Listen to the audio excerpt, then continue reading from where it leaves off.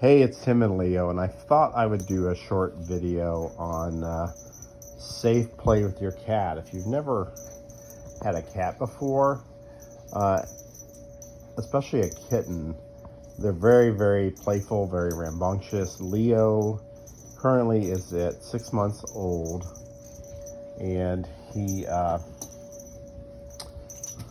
actually at his most playfulness he will probably be at it in his entire life. When they're younger than this, they sleep quite a bit. Right now, he's about the equivalent of a maybe like a 4th or 5th grade child. So he's got a lot of energy. He tends to crash hard, but he's going to have a lot of energy. That usually happens, I think it's experts say, within about the 5 to 8 month point. So playing with your cat is really important because it wears them out. They'll sleep better, especially if it's a single child like he is. That's a Tweety bird thing over here that I'll hit it. Here, that's what that is. That's when you hear that, that's what that is. So anyway, it's a little motion censored toy that when you hit it, it makes a Tweety sound. So one thing you have to be careful is kittens are still not used to their bodies and their strength as they get older, and they'll do lots of things that are kind of funny, but you also want to make sure your cat's safe. It's been 15 or more years since I've had a kitten before, and Leo is very, he likes to jump like that. So one of the things you have to be very careful is where they jump and where they land. So one thing I try and do, if I get him to jump like this, he'll probably jump here in a second. Go get it, Leo. There he goes, he jumps. Is just making sure that he's got a good safe spot to land, that there's nothing really in the way. And they're pretty adept at jumping and landing, but in the end, you need to do your part by making sure that they have a clear path. Also, they will just crash into furniture. This stool over here, Leo flew into that one day. So one thing I have to do is now when I play with him, if I'm going to get him to jump, which actually wears him out quite a bit, is to make sure that he's jumping in a safe direction. And he can jump a good 3 or 4 horizontal feet on the carpet, plus maybe a couple, maybe a foot or 2 in the air when he does that. So you got to make sure if you're gonna get your cat to jump like that, you need to make sure that they have a safe place to land and they're not going to crash into anything. And he's crashed into furniture, he's crashed into the coffee table, he's landed on things, things like that. So that just reminded me that I just need to make a good safe place for him to play. If you're using one of these toys, another thing you need to be careful is you just don't jerk it out of their mouths. Normally you just kind of have to give them a little bit of time when they catch it, like he just caught it now. You can't just jerk it out of his mouth. I just go very, very slow. Also, they're going to catch it with their claws. You just don't want to jerk it out of their claws. So I just kind of pull on it slow, and eventually it'll come out. He'll lose focus. He's a kitten, and he'll stop doing it.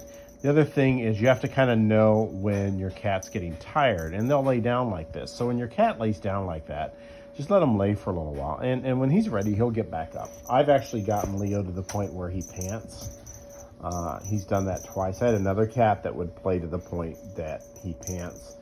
And while that's really, really good cardio, generally cats don't pant. So, there he jumped again. So it's kind of up to you to give him a good workout, but again, right now he's kind of in a rest period. So what I'll do is I'll just let him bat at it like that, where he just kind of lays there while he rests a little bit.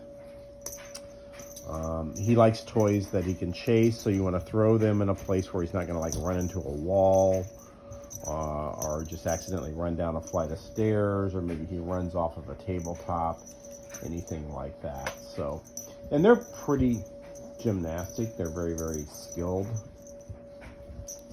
at things, but